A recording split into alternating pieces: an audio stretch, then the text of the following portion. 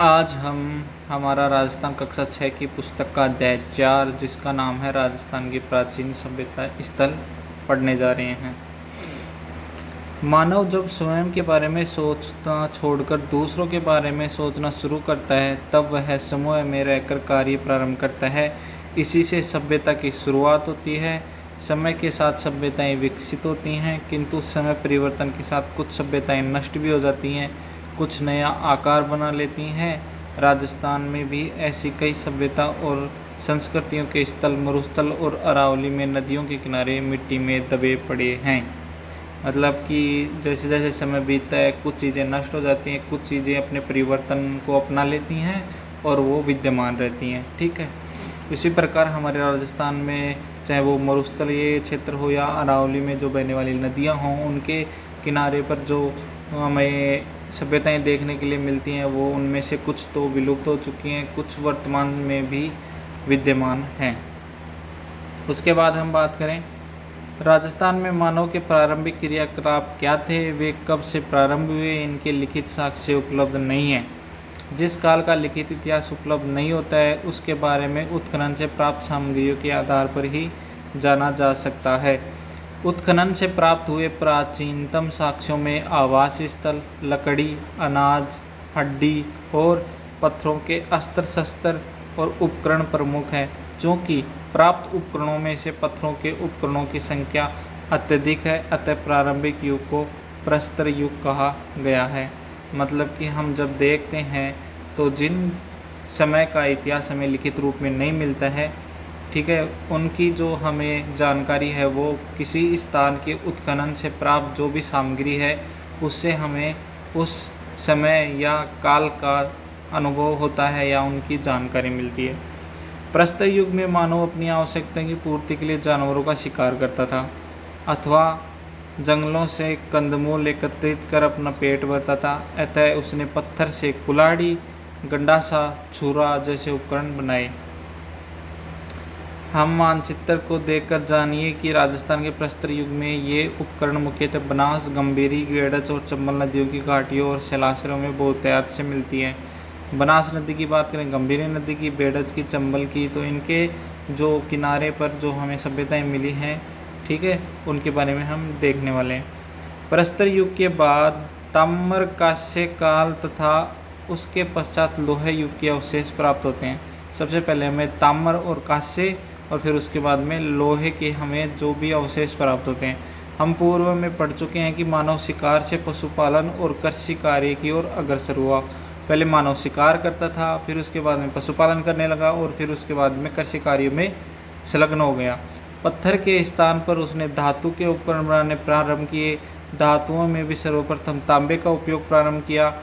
राजस्थान में ताम्र कांस्य सभ्यता के अवशेष कालीबंगा, हनुमानगढ़, गणेश्वर, सीकर, आहड़, उदयपुर आदि क्षेत्रों से प्राप्त हुए हैं। जैसे कालीबंगा सभ्यता के अवशेषों की बात करें तो यहाँ पे देखिए जो अवशेष है वो इस प्रकार से यहाँ पे प्राप्त हुए हैं, ठीक है, जिनकी जानकारी हम आगे पढ़ने वाले हैं। ये एक मानचित्र दिया हुआ है राजस्थान सभ्यता के प्राचीन के अंदर, वहाँ पे मतलब किस किस स्थान पर कौन कौन से ज़िलों में कौन कौन सी सभ्यता स्थित है मुख्य रूप से।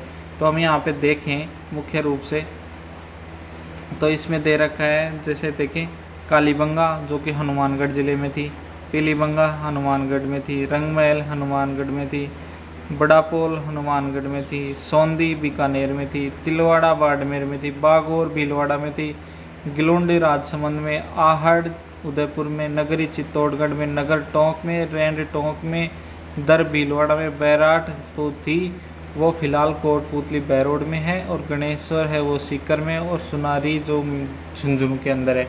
ये कुछ सभ्यता स्थल हैं जो कि अलग अलग ज़िलों में स्थित है, जिनसे हमें उस समय के प्राचीन काल में मतलब जो भी आदिमानव था, जो भी निवास करते थे वहाँ के लोग, पहले तांबे के हथियार थे, फिर उन्होंने लोहे को अपनाया, ठीक है। उसी प्रकार पहले वो शिकार पर अपना जीवन निर्वाह करते थे, उसके बाद में उन्होंने पशुपालन करना प्रारंभ किया, फिर उसके बाद में उन्होंने कृषि कार्य प्रारंभ करना शुरू किया। आगे हम पढ़ते हैं कालीबंगा के बारे में। कालीबंगा जो सभ्यता है वो है हनुमानगढ़ ज़िले में। ठीक है।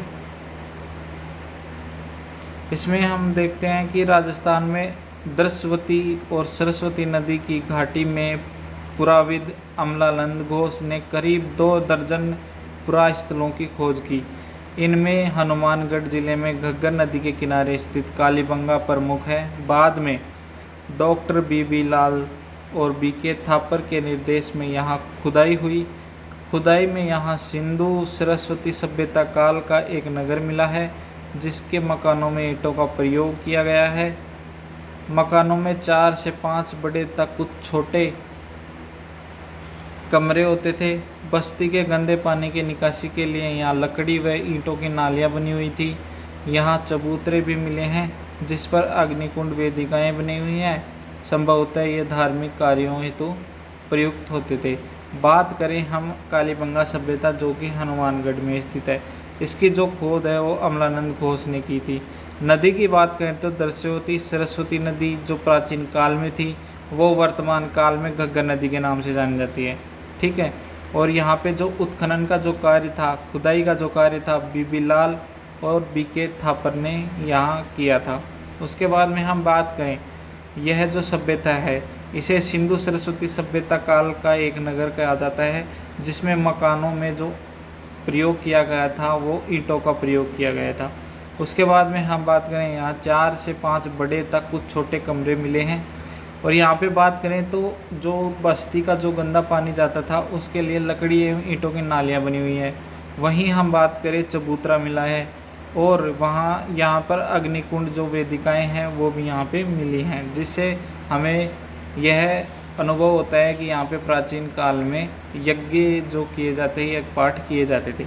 उसके बाद हम बात करें, जो दूसरे टीले के उत्खनन में एक दुर्ग के अवशेष मिले हैं।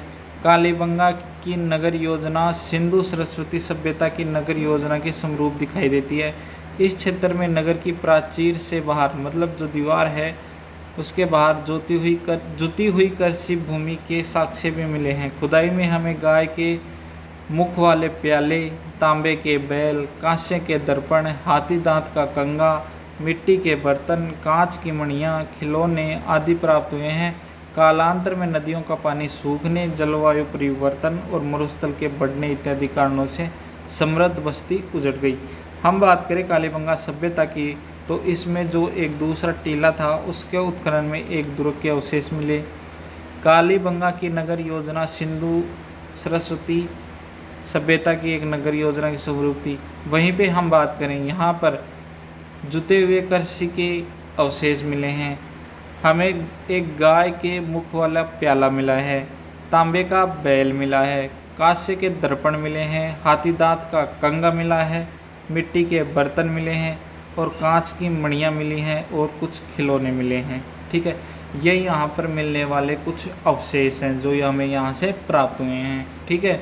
उसके बाद में हम बात करें तो इसका जो पतन का कारण जो रहा होगा इस सब कालीबंगा सभ्यता का, वो यहाँ पे नदियों में पानी सूखने, जलवायु परिवर्तन या मरुस्थल के बढ़ने से हुआ होगा। उसके बाद में हम बात करें आघाटपुर, या हम बात करें आहड़ सभ्यता। ठीक है, जो कि उदयपुर की एक महत्वपूर्ण सभ्यता स्थल है बेडच नदी किनारे। हम बात करें उदयपुर के पूर्व में आहड़ या बेडच नदी के किनारे 2 टीले दिखाई देते हैं, जिनको स्थानीय लोग धूलकोट कहते हैं। यह बस्ती पहले ताम्रवती यानी तांबावती के नाम से जानी जाती थी। ऐसा प्रतीत होता है कि तांबे के औजारों के निर्माण का केंद्र होने के कारण यह नाम पड़ा। 10वीं या 11वीं शताब्दी में इसे आघाटपुर के नाम से जाने जाने लगा। यहाँ से प्राप्त मकानों की दीवारें पत्थरों एवं मिट्टी से बनी हुई हैं, जिनकी छत बांस या केलू से बनी होती थी। बड़े कमरों के बीच में बांस की पर्दी पर मिट्टी चढ़ाकर उसे छोटे छोटे कमरों या कमरों को कहा गया है, ओवरों में विभाजित किया गया जाता था। मकानों में 4 से 6 चूल्हे मिले हैं, जो संयुक्त परिवार या सामूहिक भोजन विधि के साक्ष्य हैं। यहाँ उच्च कोटि के चावल उत्पादित होते थे। आहड़ में भट्टीनुमा चूल्हा मिला है। इसे यह माना जाता है कि यहाँ तांबा पिघलाया जाता था। आहड़वासी बर्तन बनाने की कला में दक्ष थे। यहाँ मिले लाल भूरे मर्तबान, हाथ की सफाई तथा अलंकरण से उत्कृष्ट थे। धूलकोट के 1951-52 ईस्वी में हुए उत्खनन से तस्तरियाँ, दीपक, धूपदानियाँ, कटोरियाँ, मटके, कलश, चूड़ियाँ, खिलौने और 26 किस्म की मणियाँ, 6 तांबे की मुद्राएं, 3 मोहरें प्राप्त हुई हैं। ऐसा प्रतीत होता है कि प्राकृतिक प्रकोप से विध्वंस हुई इस सभ्यता के लोग उत्तर पूर्व और दक्षिण पूर्व की ओर बढ़े तथा गिलुंड एवं भगवानपुरा जैसे स्थान बसाए। बात करें आघाटपुर या आहड़ सभ्यता की, जो कि उदयपुर में आहड़ या बेड़च नदी के किनारे थी, 2 टीलों में दिखाई देती थी, जिसे स्थानीय भाषा में लोग धूलकोट के नाम से जानते थे। ठीक है, यह बस्ती ताम्रवती या तामावती के नाम से भी जानी जाती थी और यहाँ पे तांबे के औजार निर्माण की केंद्र होने के कारण इसका नाम पड़ा ताम्रवती। ठीक है, और 10वीं से 11वीं शताब्दी में इसे आघाटपुर के नाम से जाने जाते हैं। अगर बात करें आहड़ सभ्यता के अन्य नामों की तो धूलकोट, ताम्रवती या आघाटपुर के नाम से इसे जानते हैं। बात करें यहाँ पर जो सभ्यता थी वहाँ पे यहाँ पे जो मकान मिले हैं उनकी दीवारें हैं पत्थरों एवं मिट्टियों से बनी हुई थी। बात करें छत की निर्माण तो छत बांस तथा केलू से बनी हुई थी।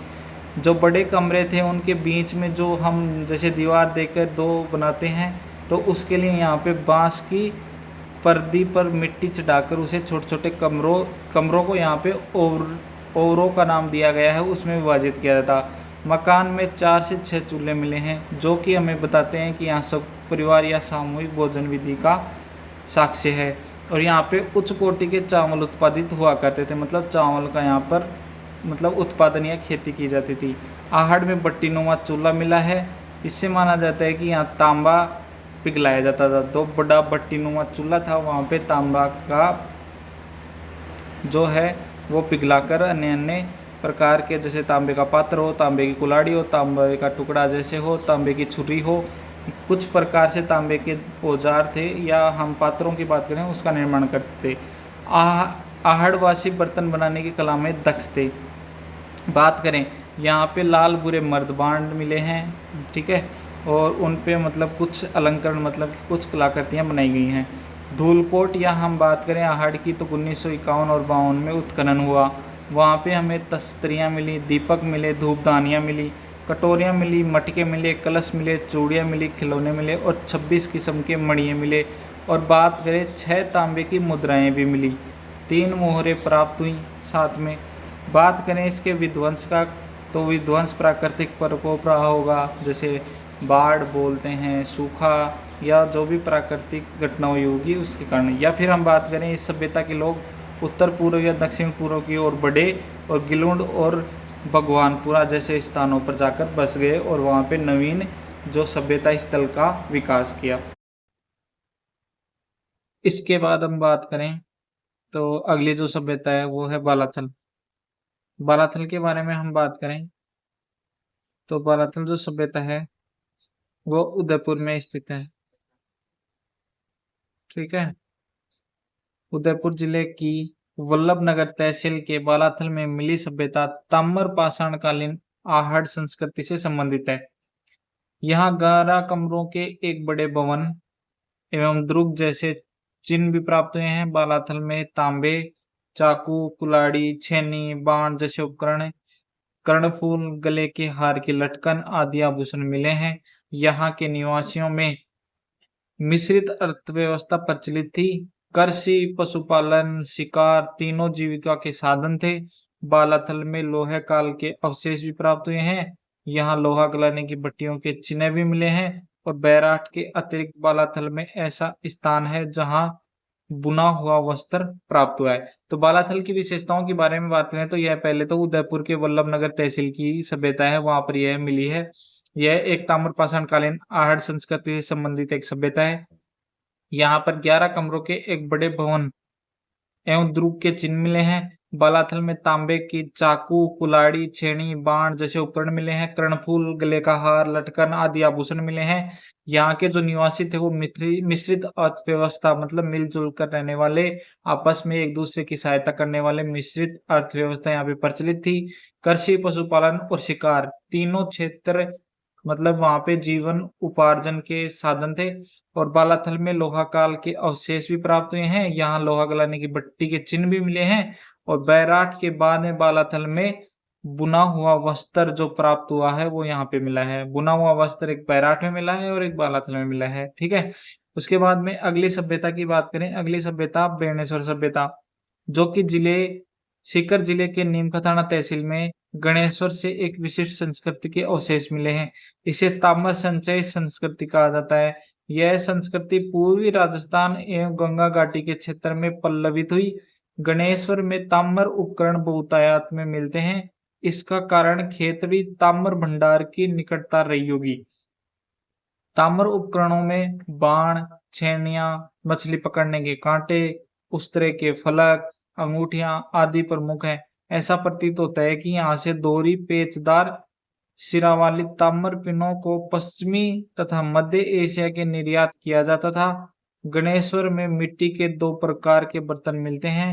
एक तो हड़प्पा पूर्व संस्कृति के हल्के लाल रंग के पतले बर्तन, दूसरे हैं लाल चिकनी मिट्टी विशिष्ट चित्रकारी वाले मजबूत बर्तन।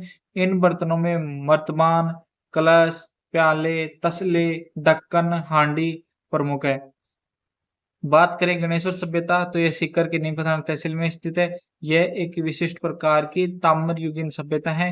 ताम्रयुगीन सभ्यता होने के पीछे का सबसे बड़ा कारण है जो खेतरी में जो तांबा निकलता है उसकी निकटता के कारण यहाँ पे तांबे की अधिकता पाई जाती है। और वहीं पे हम बात करें तो यहाँ पे तांबे के जो उपकरण है वो यहाँ पे बाण मिला है, छेनियां मिली है और मछली पकड़ने के कांटे यहाँ पे बहुत आए तो मिले, उस्तरा भी मिला है, अंगूठियां भी मिली हैं।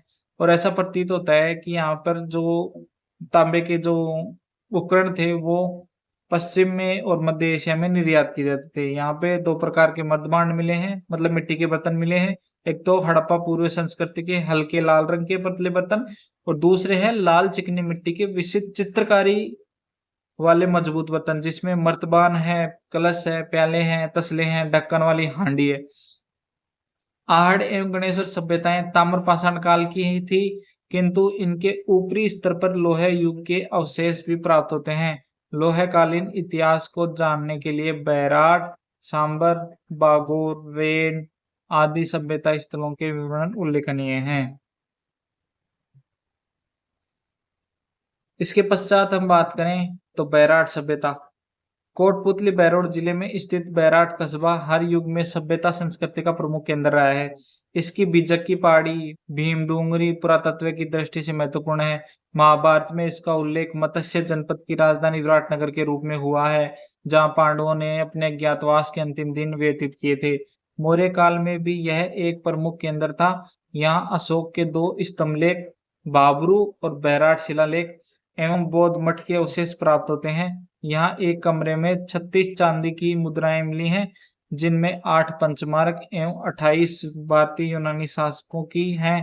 खुदाई में स्वास्तिक तथा त्रिरत्न चक्र के चिन्ह युक्त अलंकृत घड़े, दीपक, नाचता हुआ पक्षी, पत्थर की संदूकें, लोहे की कीलें एवं हाथ से बना हुआ वस्त्र भी मिला है। उपयुक्त स्थलों के अतिरिक्त राजस्थान में भीलवाड़ा जिले के बागोर, ओंजियाना, जयपुर जिले में स्थित सांबर, जोधपुरा, टोंक जिले में स्थित नगर, रेंड, चित्तौड़ में नगरी, भरतपुर में नोए, जालौर में भीनमाल, राजसमंद में पचमता, गिलोंड आदि स्थल पाषाण, ताम्रपाषाण, ताम्र लोहा काल की संस्कृति को प्रकट करते हैं। बैराट सभ्यता की बात करें तो कोटपुतली बैरोड जिला है, उसमें स्थित एक बैराट कस्बा है जो विराटनगर के रूप में जाना जाता था। मत्स्य जनपद की राजधानी हुआ करता था। यहाँ पे पांडवों ने अपने अज्ञातवास के अंतिम दिनों को यहाँ पे व्यतीत किया है। और मौर्य काल में भी यह एक प्रमुख केंद्र है, क्योंकि यहाँ पे अशोक के दो स्तंभलेख मिलते हैं, बाबरू का शिलालेख, ठीक है, अशोक का बैराट से प्राप्त शिलालेख, बाबरू का शिलालेख और बैराट शिलालेख। उसके बाद में यहाँ पे एक कमरे में 36 चांदी की मुद्राएं मिली हैं, जिनमें से 8 पंचमारक हैं और 28 भारतीय यूनानी शासकों की हैं। खुदाई में स्वास्तिक मिला है, त्रिरत्न चक्र के चिन्ह युक्त अलंकृत घड़े, दीपक, नाचता हुआ पक्षी, पत्थर की संदूकें, लोहे के किले और हाथ से बुना हुआ वस्त्र भी मिला है, ठीक है। इसके अतिरिक्त हम राजस्थान में अन्य स्थलों की बात करें तो उनमें भीलवाड़ा जिले का बागोर, ओंजियाना, जयपुर जिले का सांबर, जोधपुरा, टोंक जिले में नगर, रेंड, चित्तौड़ में बात करें तो नगरी, भरतपुर में नौ है, जालौर में भीनमाल, राजसमंद में पचमता और गिलोंड आदि सभ्यता स्थल भी हमें यहाँ पे देखने को मिलते हैं। जो बैराट जो है वहां पे बौद्ध मठ का अवशेष है, वो ऐसा है, मैंने देखा हुआ है, बिल्कुल ऐसा ही वो प्रतीत होता है, अवशेष के रूप में वहां पे विद्यमान है। उसके बाद में हम बात करें पाषाण, पाषाण जो होता है उसे पत्थर को बोलते हैं, और ताम्र जो बोलते हैं वो तांबे को बोलते हैं। उसके बाद में हम प्रश्नों की बात करें तो निम्नलिखित में से किस जिले में कालीबंगा सभ्यता स्थित है, तो वो हनुमानगढ़ में है। अशोक का भाब्रू शिलालेख निम्न में से कहाँ से प्राप्त हुआ है, तो वो बैराट से हुआ है। बात करें सीकर जिले में नीमका थाना तहसील में गणेश्वर सभ्यता से एक विशिष्ट संस्कृति के अवशेष प्राप्त हुए हैं। आहड़ बस्ती प्राचीन काल में आघाटपुर या धूलकोट नगरी के नाम से जानी जाती थी। राजस्थान में किन्हीं दो ताम्रपाषाण कालीन स्थलों के नाम लिखिए। बालाथल सभ्यता के अवशेष किस जिले से प्राप्त हुए हैं। आर्य सभ्यता किस नदी के किनारे विकसित हुई है। ये आपको करने हैं, इनके जो उत्तर है वो आपको कमेंट बॉक्स में देने हैं, ठीक है। और कुछ लघुरात्मक प्रश्न है, जैसे राजस्थान में सभ्यता के प्राचीन स्थल कौन कौन से हैं, किन्हीं दो का वर्णन करें। कालीबंगा पुरातत्व स्थल की विशेषताओं का उल्लेख कीजिए। तो ये हमारी कक्षा 6 की पुस्तक का अध्याय नंबर 4 था, जो हमने पूरा यहाँ पे पढ़ा है, ठीक है। और जो ये विशेष तौर पर राजस्थान अध्ययन का एक पार्ट है, जिसमें प्राचीन सभ्यता स्थल थे, हमने पढ़ा है। आपको अगर अच्छा लगा हो तो ये वीडियो को लाइक, चैनल को सब्सक्राइब करना ना भूलें। जय हिंद, जय भारत।